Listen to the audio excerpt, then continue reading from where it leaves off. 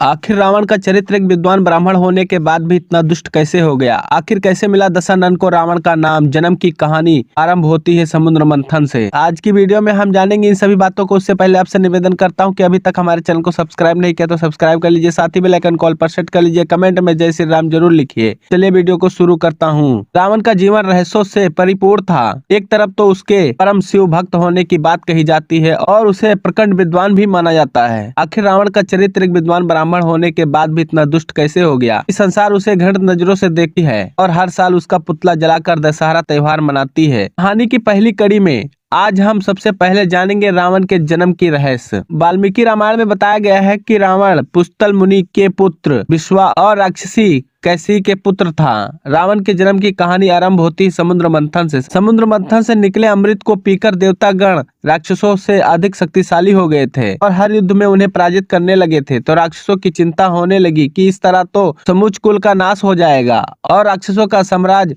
का अंत हो जाएगा। तब सर्वसम्मति से राक्षसों के बीच इस बात की सहमति बनी कि राक्षसों की पुत्री एक ऐसे शक्तिशाली पुरुष को जन्म देगी जो ब्राह्मण भी हो और राक्षसों के कहने पर देवताओं से युद्ध करके उन्हें हरा सके। मन में यही विचार लिए राक्षस राज सुमाली अपनी पुत्री कैकसी के पास पहुंचा और उनसे कहा, पुत्री अब तुम विवाह के योग्य हो चुकी हो। मेरे भय की वजह से कोई सुयोग तुम्हारा हाथ मांगने मेरे पास नहीं आता है, इसीलिए मैं चाहता हूँ कि तुम राक्षस वंश के कल्याण के लिए महापराक्रमी ऋषि विश्वास से विवाह करो और एक तेजस्वी और पराक्रमी बालक को जन्म दो। कैकसी ने अपने कर्तव्य का पालन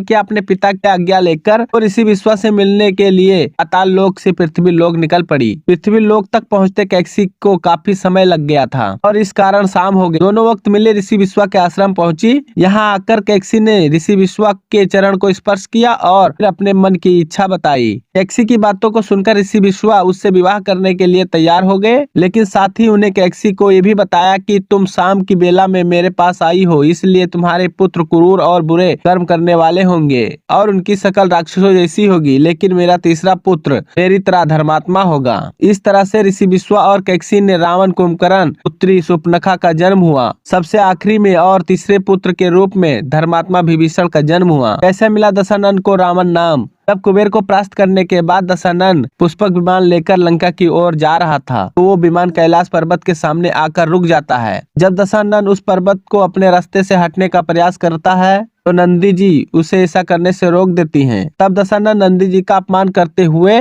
उन्हें अपने रास्ते से हट जाने को कहा। नंदी जी की बात को नकारते हुए दशानन कैलाश पर्वत को उठाकर लंका ले जाने की योजना बनाई। तभी भगवान शिव अपने पैर के अंगूठे को पर्वत के ऊपर रख देते हैं, जिस कारण पर्वत के नीचे दशानन के हाथ कुचल जाते हैं।